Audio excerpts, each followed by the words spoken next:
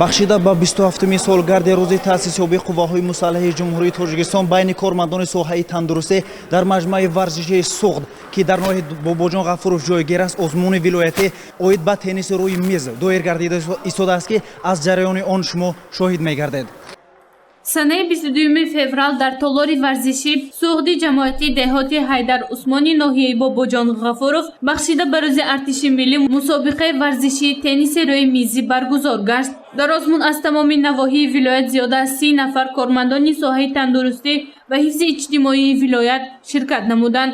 Сароғоз Толибҷон Нурматов довари дараҷаи ҷумҳуриявӣ оид ба тенниси рӯи мизӣ ҳарф зада иштирокчиёнро бо қоидаву қонуни бозӣ шинос намуд. Толибҷон Нурматов бозингарон ва иштирокчиёнро бо рӯзи таъсисёбии қувваҳои мусаллаҳи ҷумҳурии Тоҷикистон табрик намуда ба онҳо муваффақиятро таманнӯ намуд. Ман аввал ҳамаи шуморо иштирокчиҳо бо таъсисёбии қувваҳои мусаллаҳи ҷумҳурии Тоҷикистон бо иди артиши миллӣ табрик ва муборакбод намуда ба ҳар якти шумо саломатӣ, умри дароз ва дар корҳои ояндатон бурдбориҳо таманно дорам. Бигзор беҳтарин варзишгар ғолиб ояд. муваффақият ҳаматон. дар мусобиқа иштирокчиён ба 6 гурӯҳ ҷудо шуда 2 нафар байни худ рақобат намуданд. ҷоиз ба қайд аст ки бозӣ аз рӯи қоидаи Федератсияи тенниси рӯи мизӣ баргузор гардид. нафароне ки аз даври аввал гузаштанд ба даври дуюм ё ин ки ба даври финалӣ рохат гирифтанд.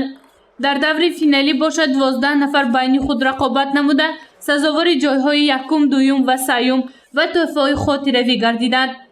бо мақсади он ки имрӯз рӯзи артиши миллӣ ҳаст, мо имрӯз фақат мардҳо иштирок доранд.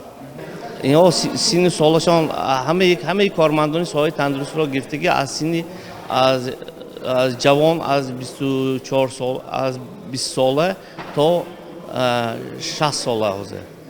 мусобиқаи мазкур бо дастгирии Кумитаи иттифоқи касабаи кормандони тандурустӣ ва ҳифзи иҷтимоии вилояти Суғд доир гардид.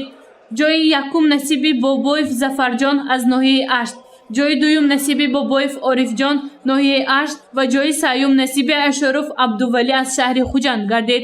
ғолибон бо тӯҳфа ва диплом сарфароз гардонида шуд. гузориши Ганҷина Олимова, Саид Мухтори Саиданвар ва Насимҷон Раҳимов барои барномаи иттилоотии Хабар.